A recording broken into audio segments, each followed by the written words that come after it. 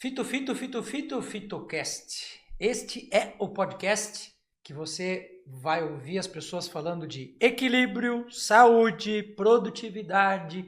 Afinal de contas, os seres humanos não são feitos só de carne. A gente não veio para esse mundo só para ser um tubo humano para comer e excretar. A vida ela tem que ser um pouquinho mais do que isso, né? Ela tem que ter um prazerzinho aqui, um tesãozinho ali, um negocinho lá. E é claro, para a gente chegar nesse equilíbrio, para a gente chegar nessa proposta, nós precisamos organizar a nossa vida, nós precisamos planejar, a gente precisa entender o trabalho, a gente tem que fazer do nosso trabalho um espaço onde a gente não vai buscar só dinheiro para tapar buraco, para tapar conta. O trabalho tem que ser uma coisinha um pouquinho maior do que isso. Aliás, eu estava vendo, sabe, uma estimativa há pouco tempo atrás, americana, não era nossa, mas acredito que não seja muito diferente aqui no Brasil.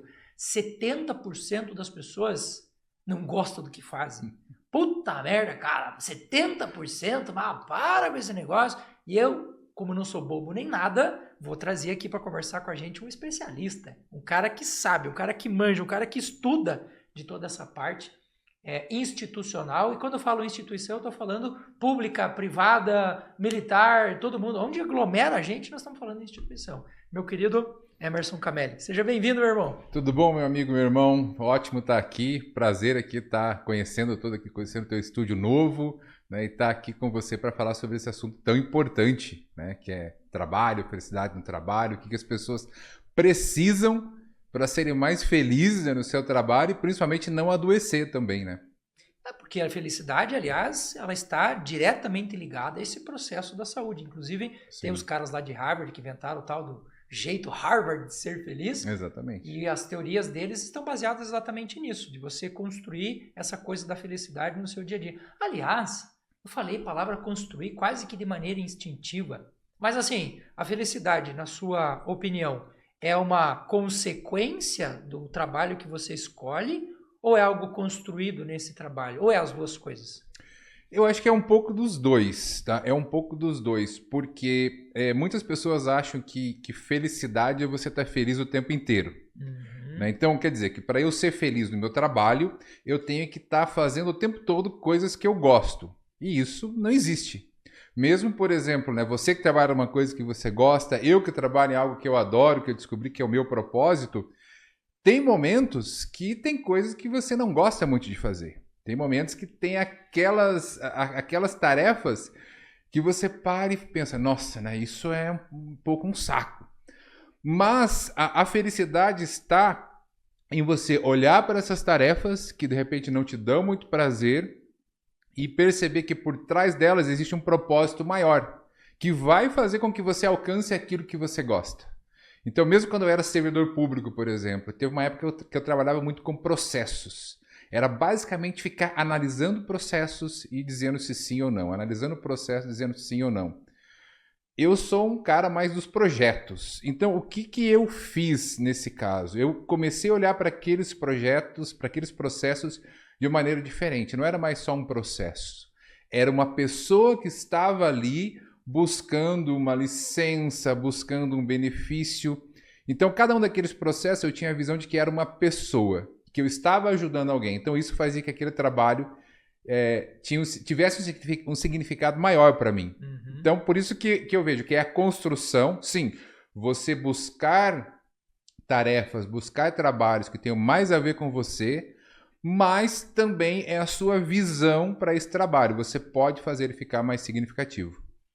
Ou seja, felicidade, fazer o que gosta, são coisas que às vezes a gente tem que... Porque tem muito disso, né? Às vezes o que eu estou fazendo agora é uma coisa que eu não gosto. Mas isso não quer dizer que eu estou eliminando a felicidade do jogo. Isso não quer dizer que o meu trabalho se tornou um inferno, porque naquele momento... Sim. Eu me lembro daquele filme do Gladiador, lembra do Gladiador? Uhum.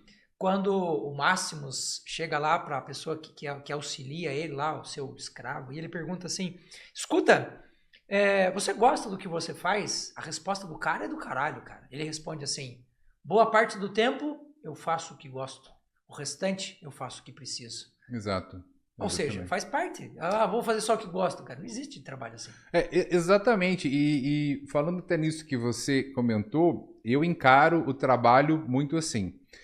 Tem coisas que você precisa fazer e tem coisas que você prefere fazer. Gostei disso. Talvez o trabalho ele comece a se tornar meio angustiante e até as pessoas adoeçam, porque aquilo que você precisa se torna muito maior do que aquilo que você prefere. Quando você tem muita coisa que você precisa e o que você prefere vai ficando cada vez menor, ele começa a se tornar um fardo, como eu vejo que acontece com grande parte, se não a maioria das pessoas. Né? Elas veem o trabalho como um fardo, como aquela coisa ruim que elas fazem de segunda a sexta-feira para esperar viver no sábado e domingo. Né? Isso é algo que adoece. Tá, e é triste, né? Você que está bem no contexto, porque você trabalha muito mais com treinamento do que eu trabalho. Eu já tive a minha fase de trabalhar com treinamento, mas hoje a empresa me consome muito, então eu estou mais egoísta hoje, voltando para dentro da empresa. Mas você que está mais no contexto aí de treinamentos, e a minha pergunta não é só a empresa privada, mas a empresa pública também, né? Você percebe esse adoecimento coletivo das pessoas por não gostarem ou por não entenderem esses detalhes? E aí eu já vi uma segunda pergunta já na veia, assim, é treinável isso? Tá, bom, eu percebo isso, então eu trabalhei na CLT, já fui servidor público por mais de 8 anos e também, né, já tive outras empresas. Então eu tive nos três meios aí, quer dizer, sei os problemas que acontecem em todos. Eu mesmo já tive na situação que eu vi o trabalho como uma coisa simplesmente que tinha que fazer para ganhar dinheiro. Se eu tinha que fazer para ganhar dinheiro, o importante era simplesmente eu arranjar o trabalho que me desse mais dinheiro. E por causa disso eu fui, por exemplo, na época da faculdade, fui fazer engenharia elétrica, agronomia, informática, administração. Eu simplesmente fui, cara, vou para trás daquilo que de repente me dá mais dinheiro. E não tem problema nenhum, a gente precisa de dinheiro, é óbvio, o trabalho ele é o provedor disso. Mas o que a gente realmente dificilmente aprende é que, além disso, ele também tem que ser uma fonte, se não uma fonte enorme de prazer, mas uma fonte assim de propósito, de significado. Gosto dessa Né? palavra. E aí, de repente, tem gente que está ouvindo, não, mas o cara lá que é pedreiro, o cara que está trabalhando de atendente da lanchonete, como é que ele vai ver o propósito disso? Ele pode sim ver o propósito disso e ele pode, inclusive, usar o trabalho para o crescimento dele. Então, por exemplo, eu sou atendente de lanchonete e eu já fui atendente de lanchonete quando eu tinha 14, 15 anos e eu sinto muito que eu não sabia, obviamente, o que eu sei, né, agora, mas naquela época, eu poderia ter aproveitado para quê? Para aprender atendimento ao cliente, aprender a me relacionar com seus colegas, aprender a ser mais produtivo. Então você percebe que em qualquer trabalho você consegue ver um propósito. Então, de repente, o meu trabalho como atendente era servir melhor as pessoas. Quantas pessoas talvez não estariam lá na lanchonete de manhã para tomar um café e iriam para o trabalho e se eu desse o meu melhor ali e atendesse com um sorriso, eu já faria o dia da pessoa começar melhor. Então, esse adoecimento eu vejo que acontece muito disso. Quando você trabalha bastante em algo que você vê propósito, que tem significado, por incrível que pareça, esse trabalho não te dá burnout. O burnout ele vai acontecer quando você está trabalhando um monte, quando você não vê muito propósito naquilo, quando você não entra naquilo que a gente chama, né, de estado de flow, que é aquele estado que você nem percebe o tempo passar. Com isso, eu não quero dizer de maneira alguma que a tua vida tem que ser só trabalho, que você tem que ser um workaholic, que você tem que trabalhar um monte. Não, você precisa descansar, você precisa cuidar da mente, do corpo, da alma, você precisa cuidar de tudo isso, da alimentação. Até porque tem uns discursinhos que se utilizam dessa ideia para dominar o... Aquele negócio como é que é? Trabalhe enquanto eles dormem, porque, né, senão você vai ficar para trás. Cara, você tem que dormir também. Então, ao invés de trabalhar enquanto eles dormem, trabalhe de maneira mais produtiva, produza mais no tempo que você tem para você poder dormir tranquilo. Então, eu vejo que esse adoecimento que você perguntou, ele acontece muito por causa desses fatores. E é treinável você mudar isso? É treinável, porque a gente está falando de comportamento. Então, por exemplo, a produtividade é algo totalmente treinável. Ao invés de você ficar executando uma tarefa ou um trabalho e se distraindo a todo momento, você pode treinar a sua mente para focar naquele trabalho. E focando, você vai ter uma produtividade maior e o trabalho vai ser feito, você não precisa ficar às vezes 10 horas trabalhando. Você trabalha lá em 6, 7 horas, você vai fazer um trabalho bem feito, focado e não vai adoecer. Como é que a neurociência explica o estado de flow? Que cargas d'água vem a ser o flow? Então, o estado de flow, ele surgiu de um pesquisador chamado Mihaly Csikszentmihalyi. E se você for procurar esse nome aí, dificilmente você vai achar esse sobrenome dele, porque tem um monte de consoantes só, né? Eu sei por causa da prática, geralmente ninguém acerta o nome dele, é Mihaly Csikszentmihalyi. E ele estava pesquisando, foi depois da guerra, da Segunda Guerra Mundial, ele estava pesquisando os efeitos que a guerra tinha causado em algumas pessoas.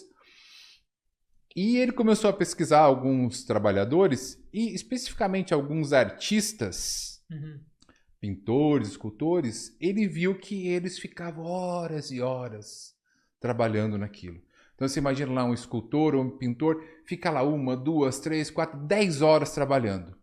Ele percebeu também que essas pessoas, muitas vezes, elas não bebiam, elas não comiam, elas não se sentiam cansadas, mas elas chegavam no final do trabalho, ao invés de estarem exaustas, elas estavam com uma energia, elas estavam assim, se sentindo bem. E ele achou isso interessante. Ele percebeu, então, que esse estado acontecia sempre quando uma pessoa entrava em um trabalho que fosse, de certo modo, desafiador para ela. Não podia ser tão desafiador que ela achasse que ela não ia conseguir dar conta, mas também não tão fácil que fosse chato. Tinha que ser um nível de desafio. E quando a pessoa estava nesse estado, ela perdia realmente a noção do tempo, do espaço e ficava totalmente focada.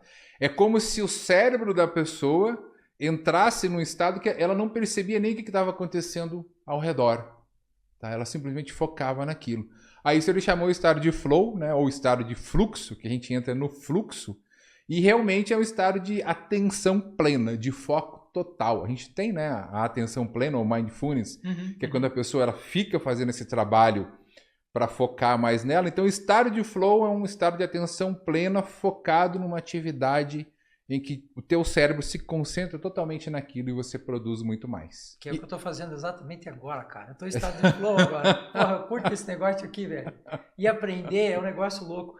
Esse Mihaly, se eu não me engano, ele é croata ou alguma coisa dessa região. Se eu não me engano, ele não sei se é búlgaro, acho que é búlgaro, alguma coisa assim. É daquela região ali, ali. Por esse sobrenome não pode ser português, né? Cara, a primeira vez que eu vi, eu confesso que assim, que eu não entendi, foi um professor meu na época que ficou lá ensinando pra gente, olha a pronúncia dele, porque o nome dele é Mihaly. Aí o nome dele tem um monte de consoante e tem Mihaly de novo, então é Mihaly Csikszentmihalyi. Só que só alguém te ensinando mesmo para você aprender. Eu vi esses dias, estudando um pouco sobre essa questão do flow, um pesquisador americano que compara o estado de flow ao estado de hipnose, só que na escala inversa, né? A hipnose, se você imaginar uma escala que vai de 0,5 a 70 ciclos por segundo, quando a gente está dormindo, a gente está lá no 1,2 até 4, mais ou menos, quando a gente está dormindo. E o estado de hipnose é um estado que está entre 4,5 e 6 por ali, que é nem acordado, nem dormindo, mas extremamente focado. E esse estado de fluxo estaria lá para a banda do 30 para frente. Então ele é um estado hipnótico, só que de atividade física corporal. E eu me lembro, se não me falha a memória, foi Michelangelo, quando termina uma das suas esculturas, acho que Davi, se eu não me engano, que ele estava num estado de flow tão lascado, claro que ele não sabia que ele estava em estado de flow, porque isso faz tempo, né? É um conceito novo. Mas ele estaria num estado de flow tão monstro que ele passou dias e dias fazendo a escultura até o momento em que ele olha para ela e diz, parla! De tão perfeita que ela era, só faltou falar. Olha só. E falando sobre essa questão de treinamento, eu vejo que treinamento, pelo viés do cara que está lá na empresa, muitas vezes ele olha para o treinamento como um gasto. Vou gastar dinheiro com esse troço aí. Eu me lembro da passagem, acho que foi Henry Ford que fala, né? E o cara pergunta, nossa, mas o senhor não tem medo de treinar e as pessoas irem embora? Não, eu tenho medo é que eles não sejam treinados e fiquem aqui. E fiquem aqui. Fazendo uma arruaça aqui dentro da empresa, né? Qual a importância do treinamento nessa linha de inteligência emocional, nessa linha comportamental humana dentro das empresas? Olha, a importância cada vez mais, eu digo que é total. Tá? Por mais, vamos dizer, tem aquela pequena empresa, aquela microempresa que a pessoa ainda está ali tentando vender o almoço para pagar o jantar. Então, é muito importante que, se você que está ouvindo tem uma empresa assim e está nesse momento, é muito importante que você vá atrás de treinamento, que você se capacite, para você depois começar a treinar também as pessoas que estão ao seu redor. Mas quando a empresa começa a crescer, o treinamento é fundamental, por quê? Então a gente tem o treinamento técnico, que é basicamente as pessoas saberem, sei lá, lidar nos aplicativos, a parte de venda, que tem a parte técnica. Tem algumas coisas, a venda, por exemplo, ela tem a parte técnica e comportamental. Então você tem a pessoa que faz a edição de vídeos. Então tudo isso é questão técnica, que é fundamental, as pessoas precisam aprender. Agora, tem a questão comportamental, que grande parte dos empresários ainda não se deram conta, que é algo essencial e que não adianta você treinar a pessoa só tecnicamente, mas você tem que treinar comportalmente também. O que é isso, Emerson? O que é essa parte comportamental? Aí entra liderança, inteligência emocional, comunicação, resolução de conflitos, que tem técnica também, mas tem a parte comportamental, e a própria vendas, que entra as técnicas de vendas, mas entra muito da inteligência emocional. E vendas é pancada, né, cara? Sim, não, é pancada. Não que os outros não sejam, mas vendas Sim. Vendas é pancada por vários setores, por várias questões.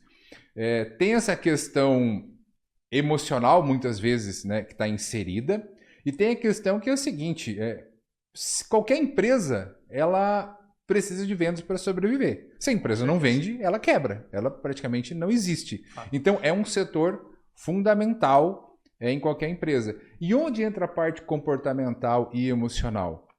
Primeiro, a pessoa precisa entender que os nãos que ela recebe, ela vai receber muito mais nãos do que sim, não são para ela, e sim para o produto ou serviço. Cara, sensacional essa desvínculo. Eu lembro que quando eu era vendedor, e eu confesso aqui que eu fui um vendedor bem medíocre lá atrás, o que acontecia? Eu ia visitar um cliente, ele falava não. Eu visitava outro, ele falava não. Eu visitava o terceiro, falava não. Aí eu já ficava, cara, pô, que droga, né? É comigo, pô, sei lá, o cara não gosta de mim. Não, era não. Por mais que eu usasse alguma técnica de vendas, mas ele falava não porque não era o momento dele. Porque ele não queria aquele produto ou serviço naquela hora. E aí eu me desmotivava.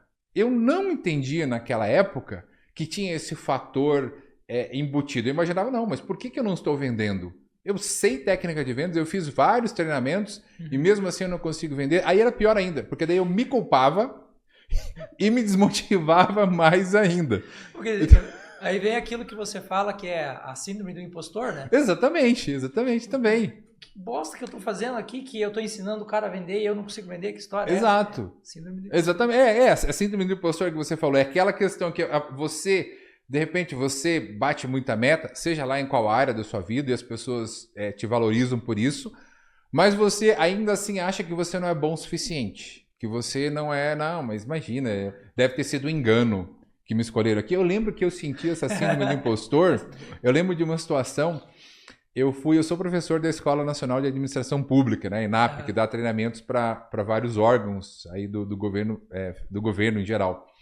E quando eu fui participar do processo seletivo, foi lá em Brasília, já isso lá em 2015. E eu cheguei lá, em Brasília, eu acho que naquela época eu tinha, assim, acho que só uma graduação, tá? Tava ainda fazendo lá uma especialização. E eu cheguei lá, era todo mundo mestre, doutor, pós-doutor. Aí o cara trabalhava na presidência da República, outro no ministério de não sei o quê. Mas sabe gente assim que aquelas pessoas que são tão inteligentes que a velocidade da boca não acompanha o cérebro, Sei. sabe? Uns caras assim. Eu falei, cara, o que eu tô fazendo aqui? Eles devem ter se enganado. Mas a questão é a seguinte, é que realmente eles tinham mais preparação acadêmica do que eu. Só que eu tinha bastante experiência e tinha uma facilidade em me comunicar, em passar aquilo que eu queria. Tanto que a gente tinha lá, ficamos 3 dias tendo aulas e depois mais 3 dias dando uma mini aula que era a prova. E a minha aula foi, assim, muito bacana, sabe? Foi muito legal e o pessoal se engajou realmente. Aí eu passei no teste, então sou professor de lá desde hoje. Mas ali naquele momento, eu juro, eu senti bem essa síndrome do impostor. Eu falei que não, eu devo estar aqui por engano. Devo estar aqui por engano. E isso, então, é importante você ter a inteligência emocional, você ter esse treinamento comportamental para saber identificar essas situações, separar e saber também que vai ter momentos que sim, você vai estar chateado, tem momentos que você não bateu a meta ou você não atingiu aquilo que se propunha a fazer e tá tudo bem. Cara, não tô bem agora, não tô legal, vou ficar aqui um pouquinho no meu cantinho quieto, fica ali um pouquinho curtindo essa tristezinha que deu, você vai ver que ela vai passar logo, logo e você vai estar pronto para outra. Porque é estranho falar curtir a tristeza, né? Né? Porque... Mas ela tem um sentido. É um contraste lógico, objetivo. Exatamente, né? Porque eu, com certeza, também sempre fui assim. Eu imaginava o seguinte, que eu não podia estar triste. Que eu tinha que estar feliz o tempo todo. E por estar feliz o tempo todo, eu buscava a felicidade, que é a felicidade que a gente chama de felicidade hedônica. Que é o quê? Cara, eu queria estar curtindo com meus amigos, e na festa, e comendo só coisas que eu gostava, e assim, só fazendo coisas que eu gostava. Se eu não estivesse fazendo algo que eu gostava, eu imaginava que eu não estava feliz. Só que a gente nunca consegue, ninguém é capaz de ficar o tempo todo só fazendo coisas que gosta, só tendo prazer. Isso vai te gerando assim um acúmulo de dopamina tão grande no teu cérebro, porque você fica naquela expectativa de sempre ter uma coisa melhor, melhor, melhor, que chega um momento que nada mais te satisfaz. E o que geralmente acontece? Poxa, se nada mais me satisfaz, eu vou começar a procurar alguma coisa mais pesada, vou começar a beber, vou começar a usar algum tipo de droga. Tá? Então, essa questão de você sempre ficar buscando a felicidade ou a alegria em tudo acaba sendo mais prejudicial. E aí entra outra felicidade, né, que é a eudaimônica, que é essa do propósito, que é o de você pensar, poxa, eu estou fazendo isso agora, não vai me dar tanto prazer agora, mas vai dar o prazer depois. Treinar para uma maratona, por exemplo. Ou quando eu jogava vôlei. Nossa, tinha um treinamento que era muito pesado, mas você ficava esperando até o dia do campeonato, e isso te dava um prazer. Quando você junta essas duas felicidades, aí você tem aquela felicidade chamada de autêntica, né? Que você tem momentos de prazer e tem momentos que sabe que o prazer vem depois. É fato, imaginando aqui um gestor com a sua competência, com as suas habilidades, que muito provavelmente a turma que vai estar ali sendo gerenciada por você, por extensão, vai acabar recebendo um pouco disso que você está construindo aqui. Mas como ser feliz, cara, com o chato de um xarope de um chefe? Porque assim, seria muito legal. E eu acho que as empresas, de uma maneira geral, deveriam estar olhando muito mais para essa parte de treinamento. Porque eu escuto, e sempre escutei a minha vida inteira, que ser líder é um dom. Dom é o nariz de quem pensa que é dom. Cara, é habilidade, é competência, você desenvolve. Liderança é uma coisa que você desenvolve. Claro que tem algumas coisas que facilitam isso, mas é desenvolvimento, né? Sim. E aí, como que a gente faz para ser feliz se o chefe é chato? Olha, um dos maiores problemas da liderança dentro das empresas é que as empresas não têm liderança. O que eu quero dizer? O que geralmente acontece tanto no serviço público quanto na iniciativa privada? Quem é promovido a líder? Aquela pessoa que desempenha bem a sua atividade profissional. Então vamos dizer aqui, você tem um funcionário que ele é muito bom naquilo que ele faz. Ele é um ótimo vendedor, por exemplo. Aí porque ele é um ótimo vendedor, você pensa, nossa, a equipe está crescendo, eu preciso de um supervisor, vou promover essa pessoa a supervisor.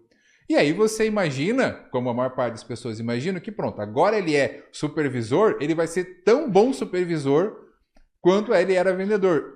Esse é o problema. A partir do momento que você passa a ser um líder, seja supervisor, seja gerente, você vai precisar de habilidades, desenvolver habilidades que você não tinha antes. Talvez até você use essas habilidades e vai usar as habilidades de quando era vendedor para explicar alguma coisa.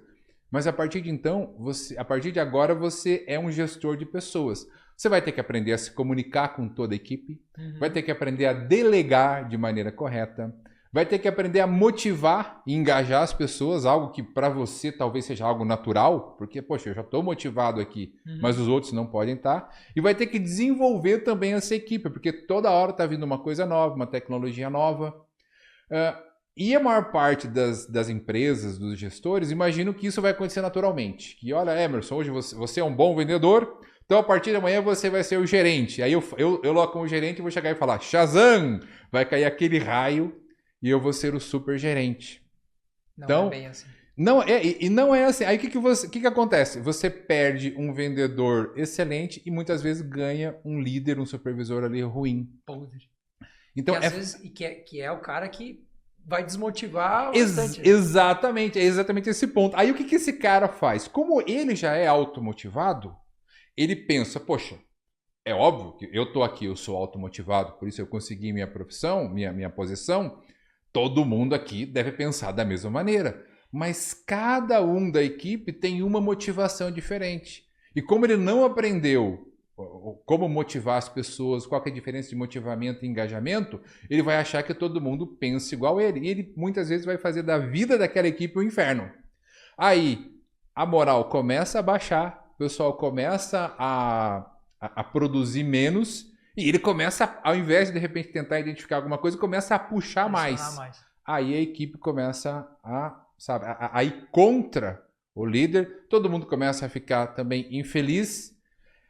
Ele também é uma tristeza para ele, porque ele não consegue entender. Poxa, mas o que aconteceu? Né? Porque eu não sei mais o que fazer. Eu confesso, eu já passei por uma situação dessa. Lá no começo da minha carreira de líder, foi mais ou menos assim. Fui promovido e eu tentava fazer o que eu achava que era o melhor. Só que da mesma maneira que existe técnica de vendas, existe na engenharia, existe lá todas as técnicas que você tem que fazer. Na nutrição, você tem que estudar um monte para saber o que você vai ministrar para algum paciente. Na parte comportamental, na parte de liderança, você também tem que aprender isso. Pode ser por leitura, alguma coisa, mas basicamente por treinamentos, por capacitação. Você não aprende, você nasce até com algumas características, muitas vezes, algumas pessoas nascem com algumas características que favorecem a liderança. Mas se você não tiver uma capacitação e um preparo, só isso, hoje em dia, no mercado corporativo, não sustenta mais. E aí, o cara que está com um chefe desse, como é que faz? Olha, o cara que está com um chefe desse, eu digo o seguinte. Primeiro, você pode tentar conversar com ele. Olha, chefe, se ele aceitar feedback, se tiver já instituída uma cultura de feedback, pode conversar com ele. Eu acho que seria a primeira coisa, conversar com ele. Você pode também, porque geralmente, um chefe sempre tem um chefe, pode também conversar com o chefe dele. Mas, se mesmo assim aquilo se tornar insustentável, pelo menos eu penso da seguinte maneira. Por, melhor que seja o trabalho que você está, ele não pode ser fonte de adoecimento, principalmente por causa de chefias ruins. Então, se o teu chefe, tua chefia está te deixando doente, talvez a melhor solução seja você começar a procurar, talvez aí dentro da empresa mesmo, um outro setor, ou até, se for o caso, um outro trabalho. Porque, e isso é até curioso, a maior parte das demissões, a maior causa de pedidos de demissão, geralmente não é por causa do salário ou dos benefícios da empresa, é por causa da chefia direta. Até porque tem gente que sai de uma empresa para ir para outra para ganhar menos. Exatamente. Eu já vi isso acontecer muito. Eu trabalhava numa empresa e eu conversava com muita gente lá que, por coincidência, tinha vindo de uma outra empresa, uma empresa famosa. E ganhava mais. Eu sabia que ganhava mais. Cara, por que você saiu de lá? Bicho, não aguentava lá. Aí entra uma outra coisa, que o chefe, as chefias, a liderança, eles são totalmente responsáveis por isso, que é a cultura organizacional. Que também precisa ser bem disseminado. O que é a cultura organizacional? A cultura organizacional nada mais é do que aqueles comportamentos, por exemplo, que o Júlio permite que sejam executados, feitos aqui dentro da empresa dele. Então, isso é a cultura organizacional. E muitas empresas eu sei que não tem, às vezes, isso por escrito. Geralmente, aonde vem a cultura organizacional? Vem lá, né? Missão, valores, né? Aonde você quer chegar. E é muito importante que você tenha essa cultura organizacional dos comportamentos ali por escrito, para ficar bem claro para as pessoas, como se fosse um manual, vamos dizer assim, um manual de ética ou um manual de cultura dentro da empresa. Ok, fiz aqui o meu manual, tá bonitinho. Agora, o que acontece?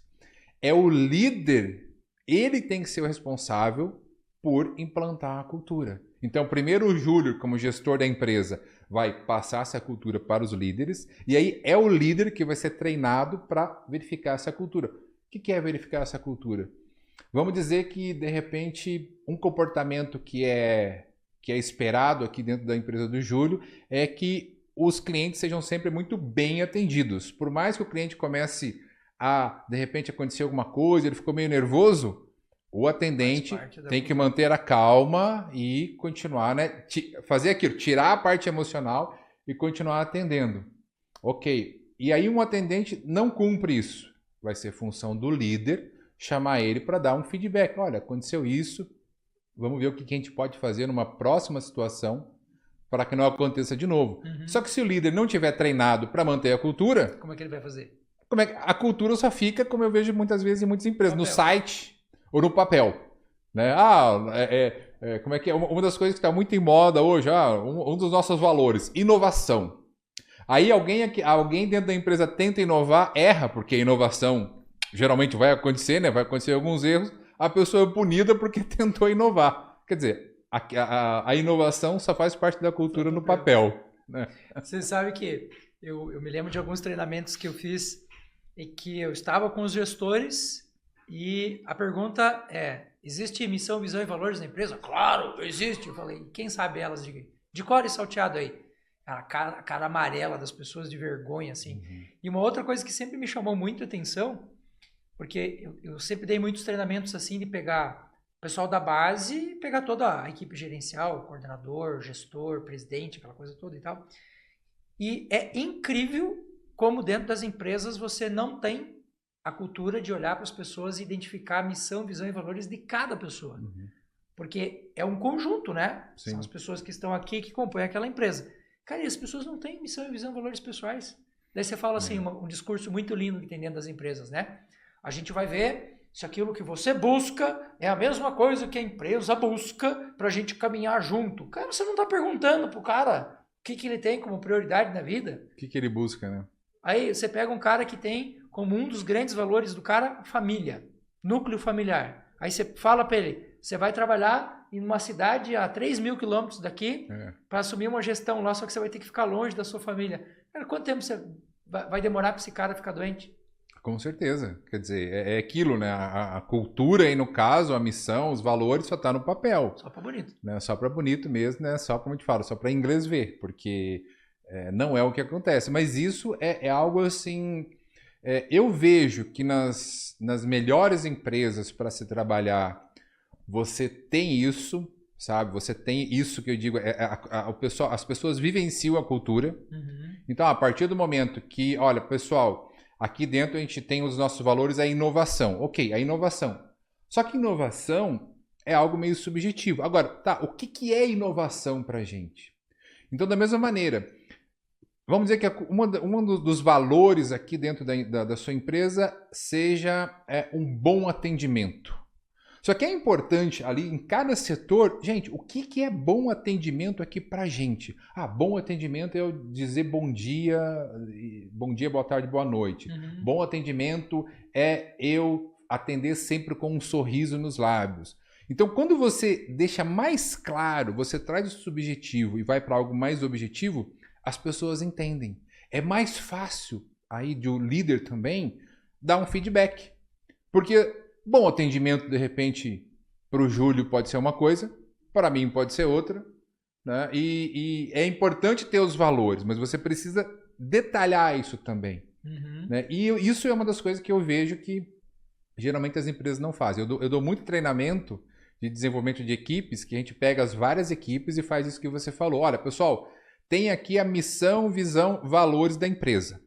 Agora, você aqui dentro do seu setor, qual é a sua missão, visão e valores que ela não vá contra né, as da empresa, mas que vocês aqui vão entregar algo de valor.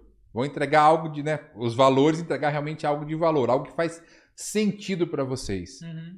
A da contabilidade vai ser diferente do marketing, talvez um pouco diferente das vendas, mas elas vão se complementar. Aí fica mais claro. Eu já trabalhei em empresa com mais de 1.000 funcionários.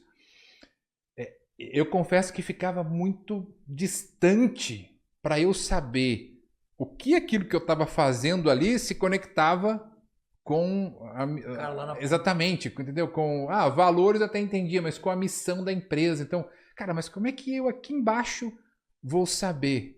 Quando você faz esse trabalho de cada um ir montando, né, um pouco do seu ali, que está mais próximo do seu trabalho, até chegar no da empresa, é assim que eu ajudo a minha empresa a chegar até onde ela quer, porque eu ajudo isso, aquele outro setor faz isso, aquele outro faz isso, e aí eu tenho a visão do todo.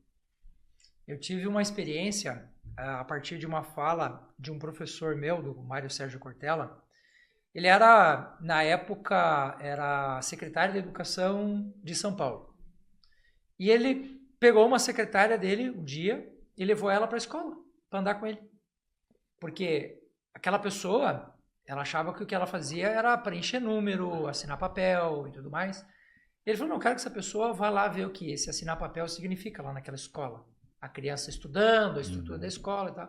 Eu peguei essa experiência e falei, cara, que tesão de experiência, vou fazer esse trem aqui comigo.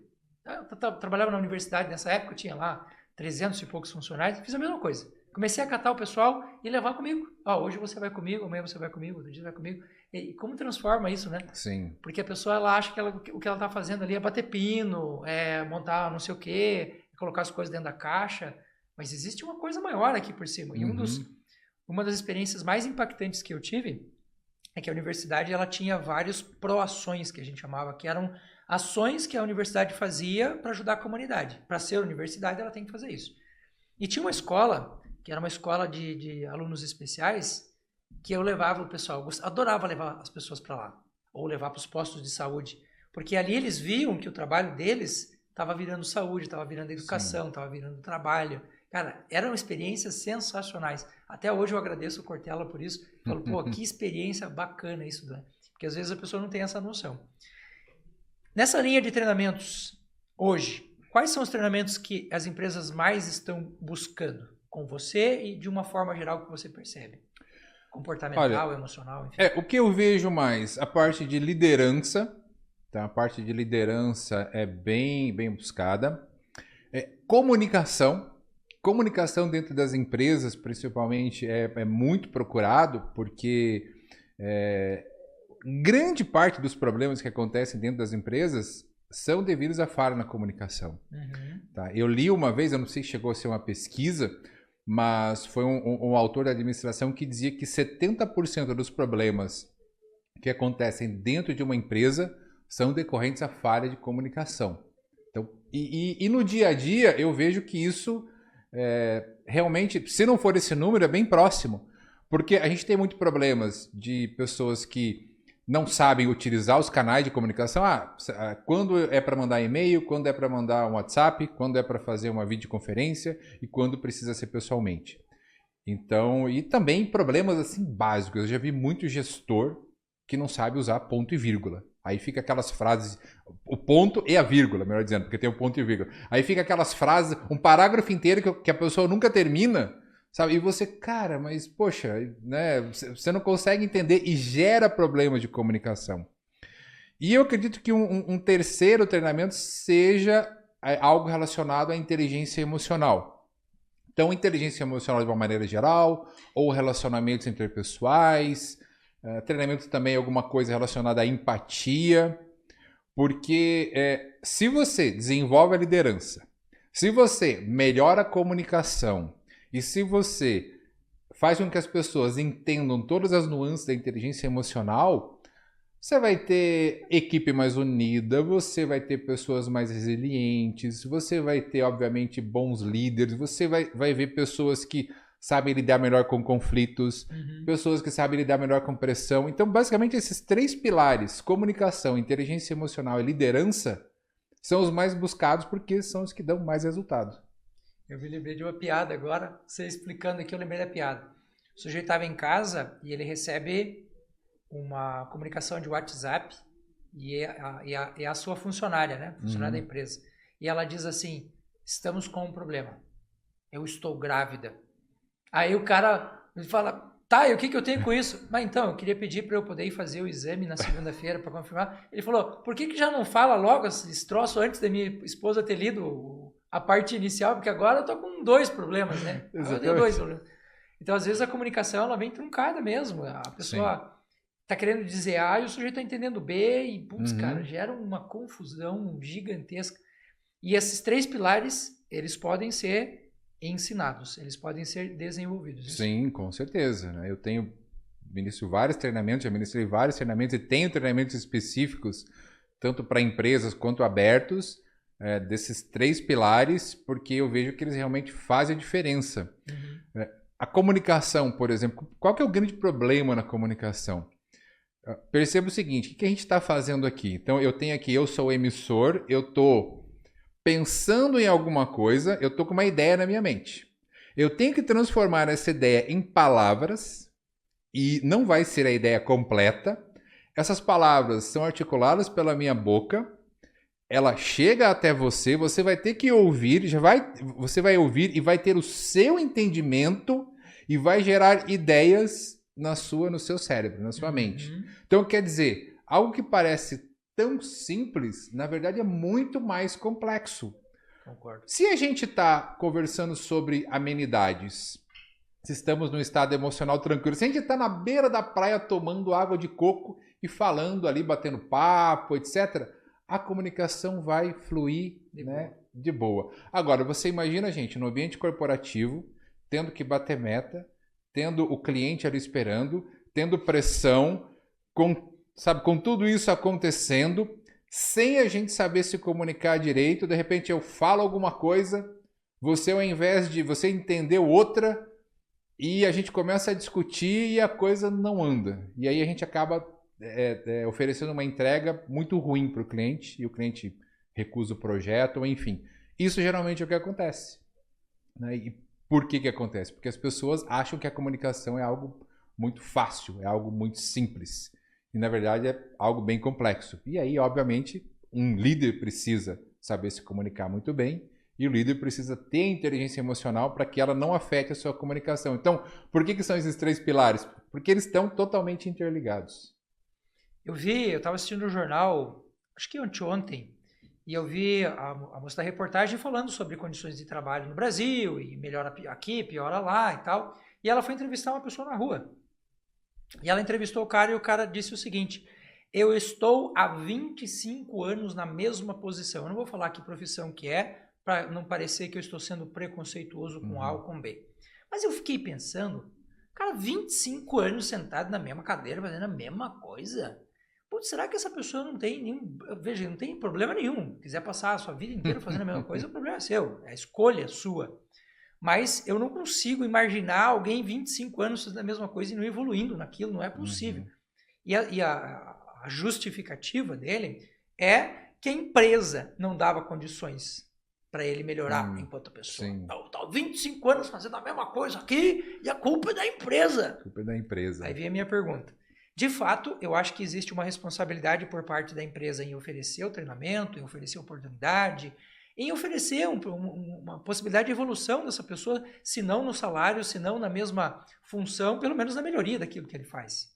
Mas qual é o papel do funcionário em fazer isso? E eu estou falando isso por quê?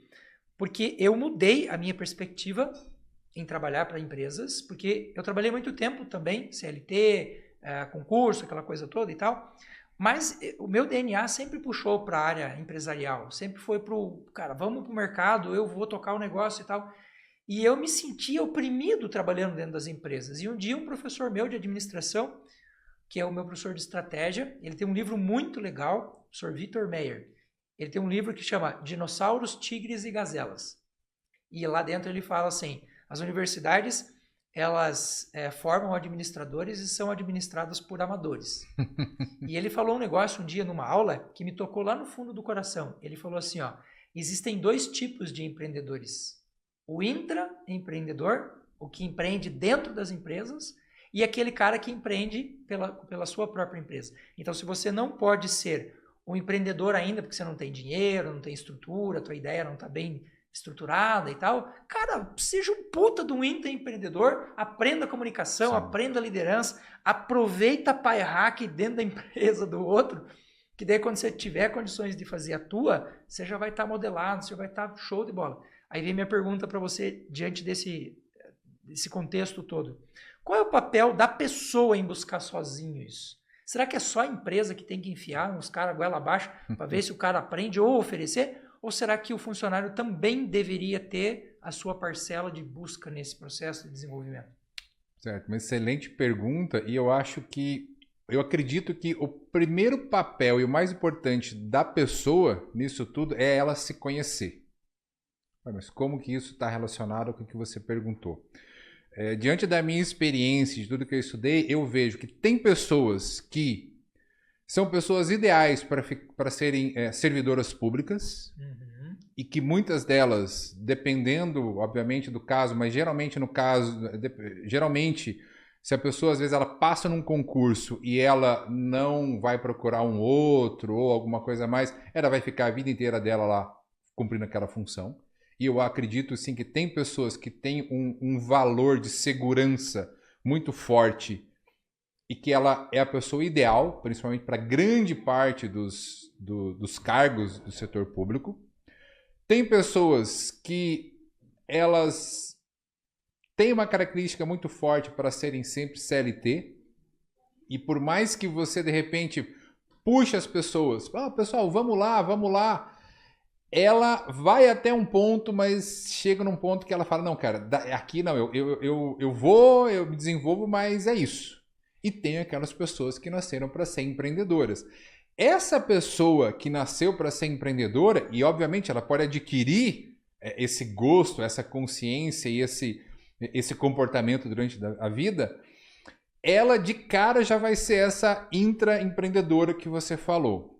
Eu vejo o seguinte, que a função das empresas e dos órgãos públicos, de uma maneira geral, é instigar isso dentro das pessoas, dentro dos seus funcionários. Então, olha, pessoal, vamos lá, vamos fazer acontecer, e olha, você pode conseguir isso, trazer essa visão do intraempreendedor. Tá? Por quê? Porque muitas vezes as pessoas realmente elas não vão atrás porque elas nem sabiam que podia ir atrás. Elas nem sabiam o que as motiva. Ela não sabe o que é motivo. Ela está ali, aprendeu que trabalhar isso para ganhar o dinheiro. Então, na minha visão, o papel das empresas é o seguinte, pessoal, vamos lá, temos aqui um treinamento, temos aqui uma palestra.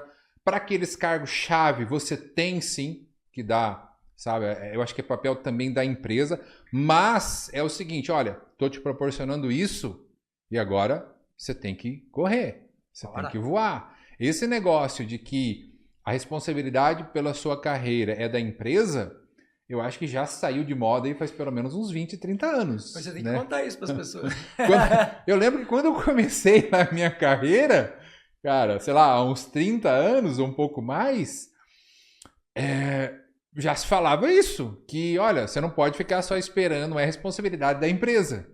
Então, a gente agora, pelo menos em 2024, a pessoa ainda achar que a carreira dela, que todos os treinamentos é responsabilidade da empresa, é um erro muito grande. Mas entendeu? Apesar de que eu acho que sim, vamos dizer assim, a gente está num ponto que se a empresa ela não se preocupar em treinar seus colaboradores, principalmente aqueles fundamentais, aqueles essenciais, que ela vê valor na pessoa e que ela vê, poxa, esse cara quer crescer, se ela não se preocupar em relação a isso, ela está muitas vezes fadada a sair do mercado.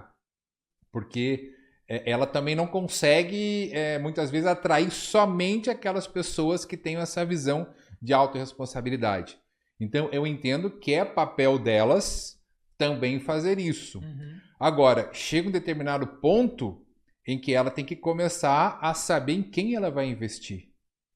A saber em quem ela vai investir. E aí vem aquilo que você falou, mas vai que eu invista nessa pessoa e ela vai para a concorrência. Olha, se ela foi para a concorrência, é porque ou tem uma condição muito melhor lá, sabe, que talvez você não tenha visto ainda.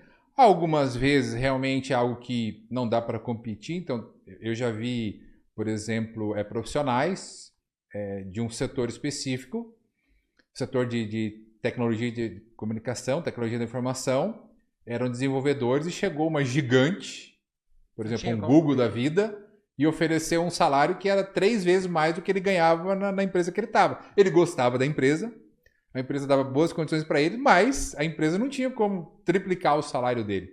Então, às vezes, realmente eu não tenho o que fazer. Mas eu vejo isso, olha, cada pessoa tem que ter essa autorresponsabilidade de ir atrás e desenvolver a sua carreira. O papel da empresa é ajudar nesse desenvolvimento, verificar quais as competências que mais faltam para os seus colaboradores ali, para os seus empregados, treiná-los, mas também vir sempre com essa visão. Olha, estou te dando treinamento aqui, você pode chegar até aqui, só que para chegar aqui, você tem que buscar aí fora também. Você sabe que me vem à cabeça 3 experiências agora, que eu vou contar de maneira bastante rápida, mas para as pessoas entenderem como é essa questão de, às vezes, você não pode prender o teu funcionário. E, às vezes, a oportunidade que ele tem é melhor do que o que você pode oferecer. Sim. E ele tem que sentir que você realmente está por ele e não apenas por você. Antes de ter essa empresa que eu tenho hoje, prestava serviço para algumas outras empresas e chegou um momento que eu cheguei para esse cara aqui, que era o meu maior parceiro, e falei para ele, eu quero fazer o que você faz também. Só que eu vou fazer do meu jeito. E foi uma transição muito ruim, cara. Horrível. Tem um valor que ele me pagou daquilo lá. A pessoa lá disse assim para mim, eu te acolhi na minha casa, eu fiz tudo por você, e agora você faz um negócio desse. Sabe umas coisas assim? Essa experiência ruim. Segunda experiência ruim. Eu busco no mercado pessoas que são, cara, excelentes no que elas fazem. E eu vejo pessoas que são boas e que às vezes estão limitadas dentro das empresas, só que na cabeça dela, aquela empresa, aquilo que ela faz, aquilo ali é o mundo dela. E aí quando você põe a pessoa na parede e fala, olha, vou te oferecer uma coisa melhor aqui, ali tem um peso de consciência daquela pessoa, putz, investir em mim e tal, não sei o quê. É como se a empresa imaginasse que ela fosse dona daquela pessoa, dona da vida daquela pessoa. E a pessoa sai com um peso na consciência de, cara, eu não sei se eu vou sair. Quando ela pediu a conta, ela realmente entendeu quem eram as pessoas. Porque aconteceu com ela o que aconteceu comigo.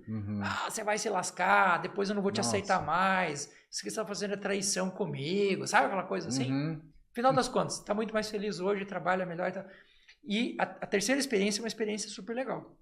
Meu filho estava fazendo esportista e ele estava com patrocínios de várias marcas e trabalhando para essa galera. E eu falei, filhão, cara, eu acho que a empresa é sua também. O que a gente está fazendo hoje aqui se encaixa com o que você está produzindo. Você não quer vir para cá? Ele falou, putz, pai, aí é o sentimento, né? Putz, os caras investiram em mim, não sei o quê. Eu falei, conversa com ele. E essa experiência desse cara é uma experiência sensacional. A galera da Horse Nutrition. Eu posso falar aqui, ó, porque, cara, vocês são foda. O que o cara fez? Quando ele escutou o Gabriel dizendo, putz, eu tenho a oportunidade de trabalhar com meu pai, dentro da nossa empresa e tal, o que o responsável lá fez? Ele falou, velho, se eu pudesse voltar no tempo e ter a experiência que você está tendo agora de trabalhar com seu pai, eu faria. Vai lá, velho. Vai lá. Você vai fazer falta para mim, você vai fazer um buraco aqui na empresa, você é importante pra gente, mas vai lá, cara. Vai lá. Então, esse tipo de experiência faz com que aconteça o quê? Porta aberta. Esse cara é o cara que eu faço questão absoluta de citar ele aqui, falar, cara, pode ir lá, que os caras são bons. Esse cara, quando a gente tiver a oportunidade de ser parceiro de negócio, eu tenho certeza absoluta que nós vamos sentar e vamos ser parceiro. Agora, as outras 2 experiências, sabe qual é o sentimento que eu tenho? Eu não guardo rancor, porque esse é o tipo de coisa que não faz sentido para a vida da gente, né? Mas é o tipo de experiência que você pensa assim, cara, se você fizer frente comigo, eu vou por birra ser melhor do que você. Por birra, não porque eu quero ser para te jogar na cara. Mas, infelizmente, esse tipo de coisa tem dentro das empresas. E as pessoas têm medo de investir porque o cara vai sair. Cara, isso faz parte. O que as empresas buscam hoje no mercado? Pessoas maravilhosas e bem informadas. Mas ele não quer formar ninguém para o mercado. Que porcaria de empresa é essa? Então, é um ciclo, né? E, cara, tem ciclos naturais que E a gente vai fechando. Pô, deu, cara. Eu cheguei no meu limite aqui. Não quero mais. Eu quero olhar para lá. Você vai ficar me segurando. É tipo aquele alienação parental que você tem dentro de casa. Do tipo, não separa comigo, porque senão eu vou fazer a tua caveira aqui pro nosso filho. Né? Esse tipo de coisa é infantilidade. É coisa pequena. Mas infelizmente isso tem muitas empresas, né? Tem muito isso que você falou da infantilidade. A coisa que eu mais vejo que falta dentro das empresas é maturidade.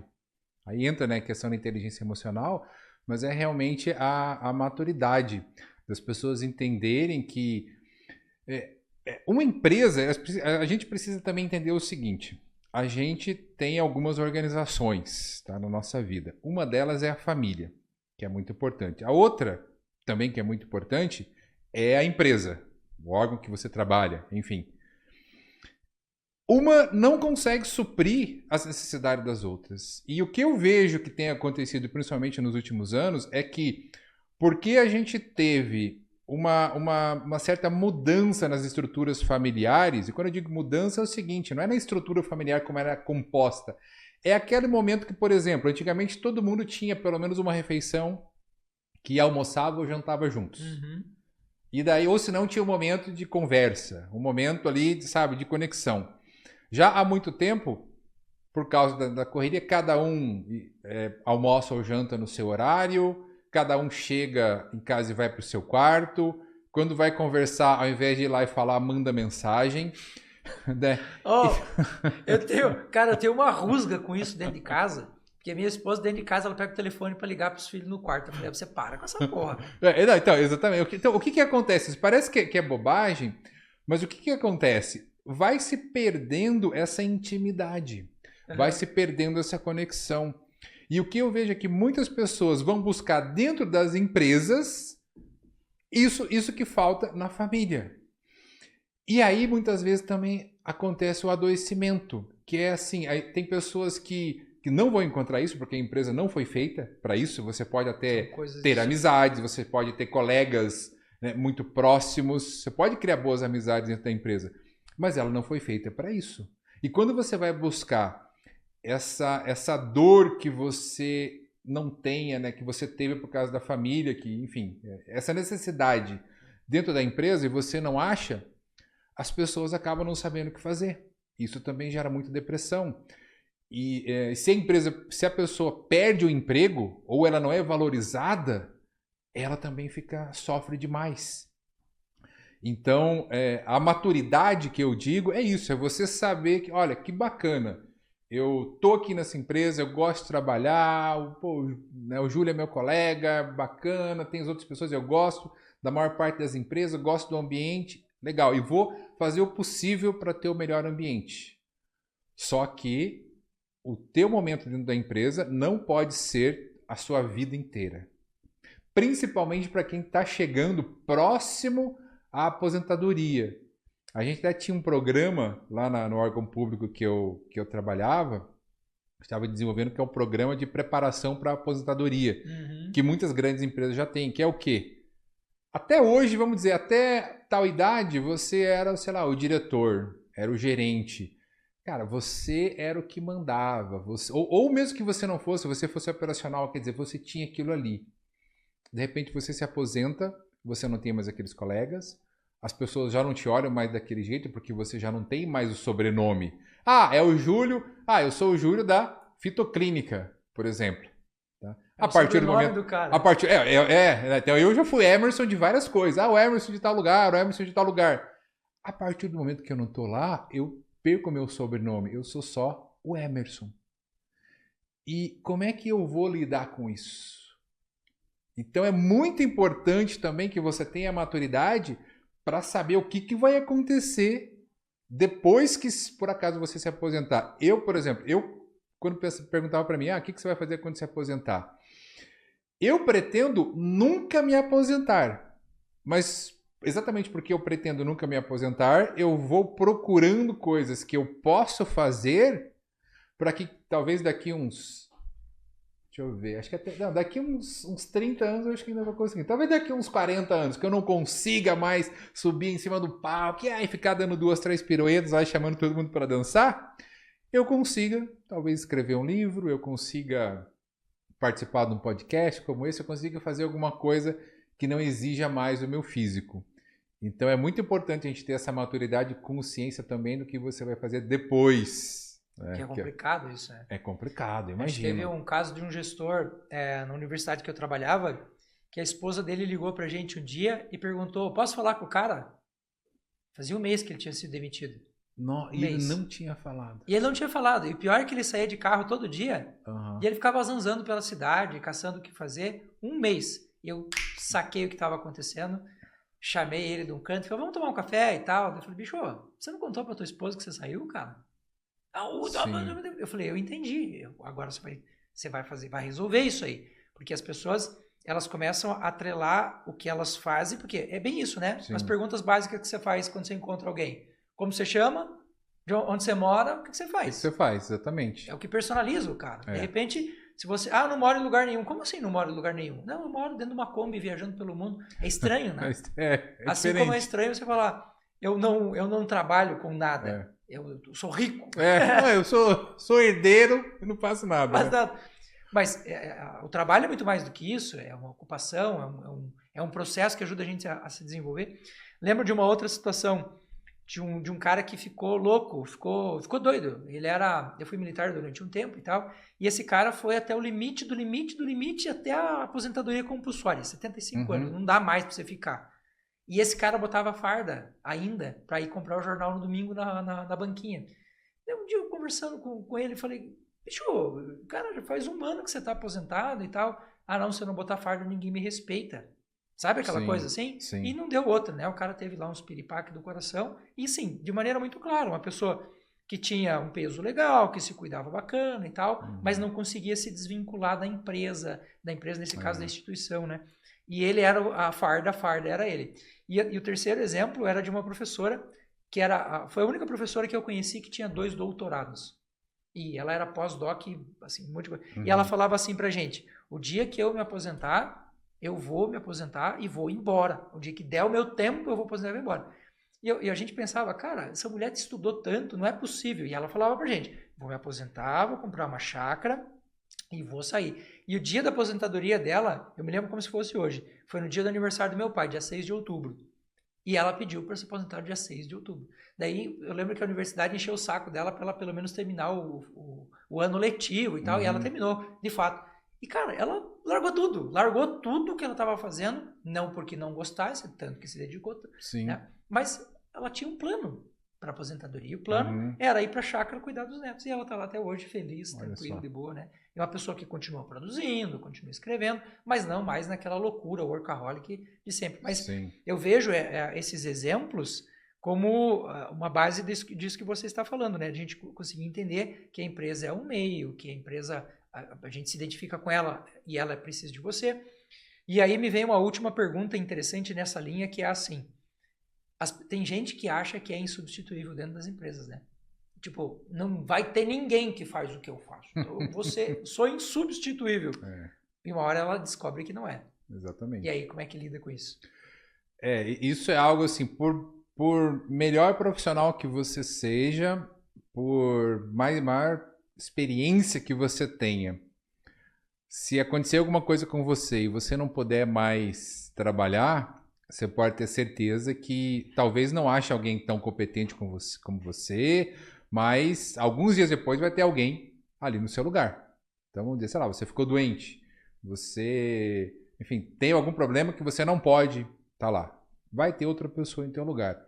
Então, essa questão de achar que você é insubstituível, realmente, eu acho que faz parte dessa maturidade que eu falei. Eu sempre pensei assim nos trabalhos que eu tive, e principalmente nos trabalhos de liderança, em capacitar as pessoas que trabalhavam comigo, formar novas lideranças, porque no dia que eu não tivesse mais ali, ia ter alguém para me substituir. E principalmente pela seguinte questão.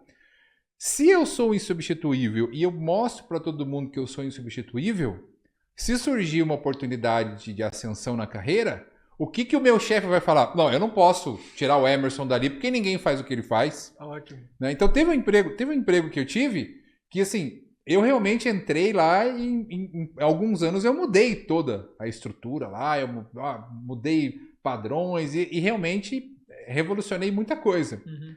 Mas eu me preocupei em formar as pessoas que iam ficar no meu lugar. Então, se, por exemplo, entrava lá uma pessoa que era operacional e eu via que ela tinha uma capacidade ou interesse pela área administrativa, eu já chegava lá, cara, faz o seguinte, faz esse treinamento aqui, aprende aqui, sei lá, o Excel, aprende, sabe, a trabalhar com editor de texto, porque vai surgir uma vaga e de repente você pode se candidatar. Então, quando eu saí de lá, eu tinha pelo menos 2 líderes médios, assim, que eram operacional e já estavam prontos para cargo de liderança, inclusive eles tinham sido promovidos, e uma pessoa para me substituir diretamente, tanto que quando eu saí, ele pegou ali o barco e a coisa continuou indo naturalmente, certo? Então, assim, eu acho que por mais que eu gostasse do que eu fazia, eu gostava da empresa, mas uma empresa, um trabalho, ele não pode ser, você não pode levar ele, principalmente uma profissão sim, mas um emprego, ele não pode ser como um casamento lá, que a princípio seria até que a morte os separe. Muita gente acaba achando isso, não, eu estou nessa empresa, vai ser até o fim. Não sei, talvez seja se você morrer cedo e a gente espera que isso não aconteça. Mas se você tiver uma vida longa, já pensa nisso, olha, vai chegar um dia que eu não vou sair daqui. Uhum. Quer dizer, que eu vou sair daqui, que uma outra pessoa vai estar no meu lugar. Então é importante ter essa consciência e se preparando. O que você vai fazer depois? E tem muita coisa que você pode fazer depois. Eu, por exemplo, eu tenho alguns treinamentos e mentorias que é especificamente para profissionais que têm uma bagagem grande. Uhum. Então, de repente, a pessoa foi um engenheiro a vida inteira, ou sei lá, foi um advogado e ele está chegando, está querendo se aposentar, mas ele quer continuar no mercado. Ele pode, de repente, ser um mentor da área dele ou dar treinamentos da área dele também.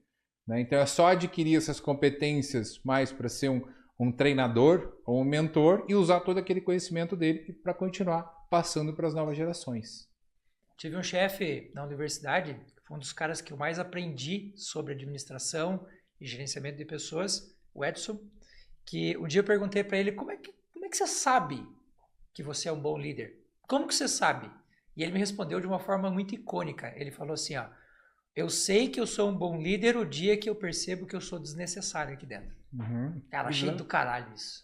Exatamente isso. Ele falou assim, ó, se eu sumir aqui uma semana, eu sei que isso aqui não vai parar. Uhum. As pessoas, elas são competentes para fazer tudo o que precisa fazer, sem que eu esteja aqui. Agora, se eu estou aqui, eu melhoro ainda mais esse processo, anda muito mais azeitado, porque eu vejo algumas pessoas, e eu me lembro de uma experiência que eu tive com uma grande... Uma dessas empresas internacionais que estão aqui no Brasil, né? E eu me lembro que eu me dediquei pra caramba, assim, entrei, aquela história do eu entrei como estagiário e saí como diretor. Uhum. Foi algo mais ou menos assim.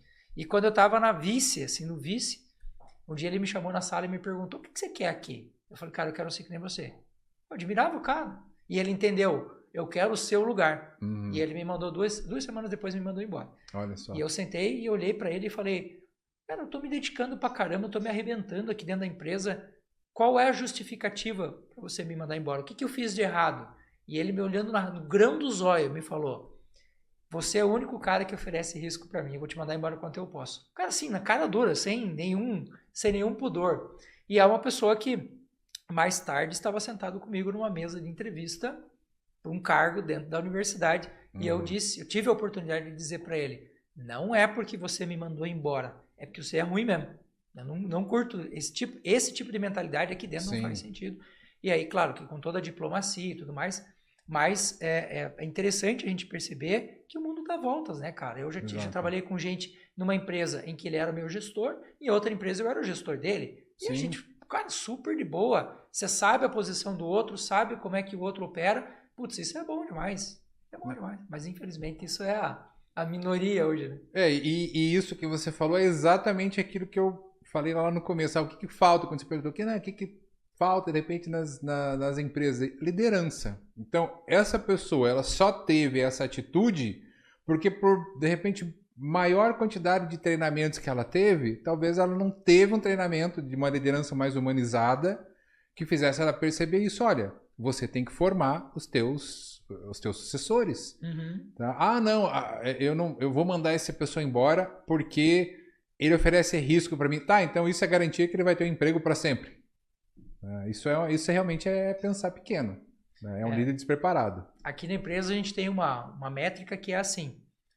Sempre que a gente percebe que tem alguém que está despontando, isso é muito legal, porque esse é o tubarãozinho dentro lá do navio cheio de peixe, né? Porque você mantém a galera toda ativa. E eu me cerco de pessoas assim, por quê? Porque quando eu sinto que tem alguém se aproximando daquilo que eu sou, daquilo que eu faço, da forma que eu penso, além de eu incentivar a pessoa a fazer isso, eu me sinto pressionado a melhorar. Por que tem gente que me fala assim, pô, você grava 8 vídeos por dia, não vai acabar nunca? Pô, tem um monte de gente copiando os seus vídeos. Cara, copia mesmo, velho.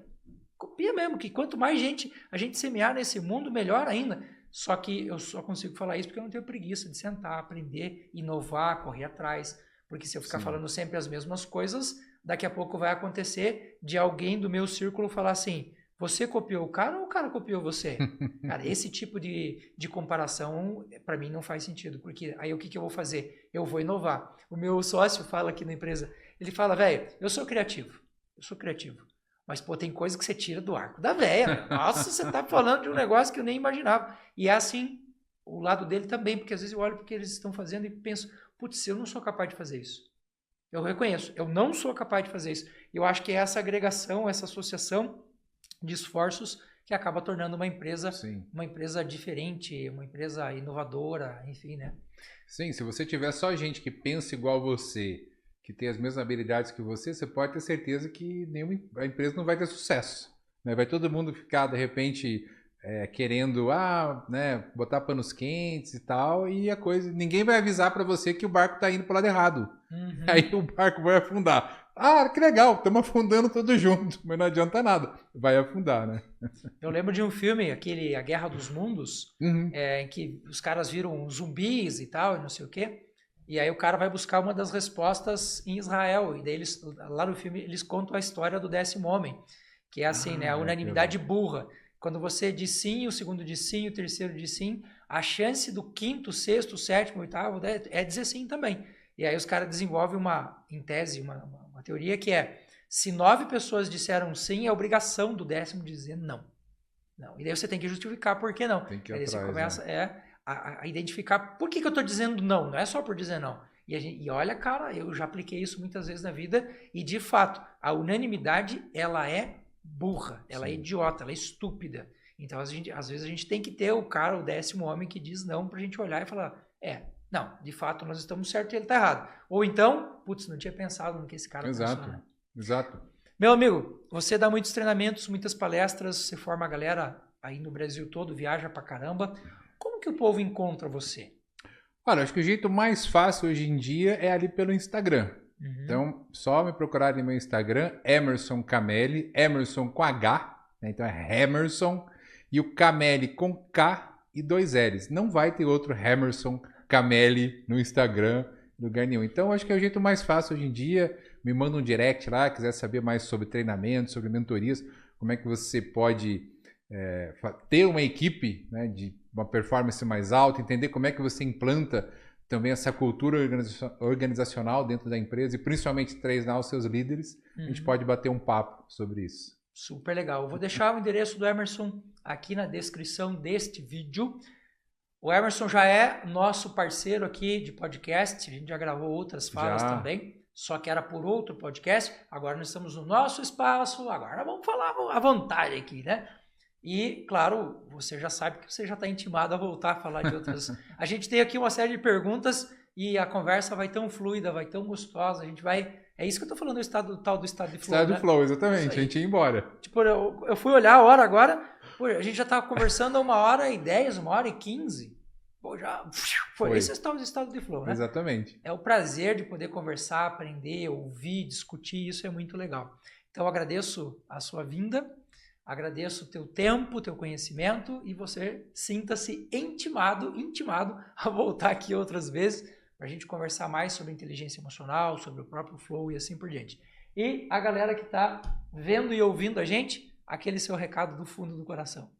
Aquele recado, aquele gestor que ainda não entendeu a função do treinamento, que ainda que acha que é gasto, vai, fala para ele. Então, se você é gestor de empresa, se você é dono de empresa, é fundamental que você treine os seus líderes.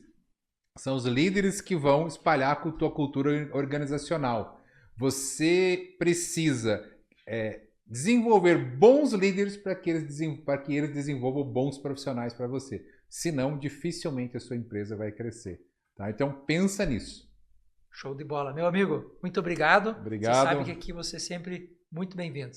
Legal, obrigado. Um grande abraço. E a você que acompanhou o nosso episódio aqui do podcast e ainda não é inscrito, aproveita os próximos segundos e ali naquele botãozinho de baixo ali, ó, clica lá em inscrever-se e ali do ladinho tem um sininho que você clica lá para receber todas as nossas atualizações. Você sabe que o nosso FitoCast fala aqui de saúde, fala de equilíbrio, fala de empresa, fala de vida no trabalho, fala de tudo que é importante para o ser humano viver uma vida equilibrada e feliz e, quiçá, um dia possamos formar um exército de pessoas muito mais equilibradas e felizes. Aquele beijo. Tchau, tchau.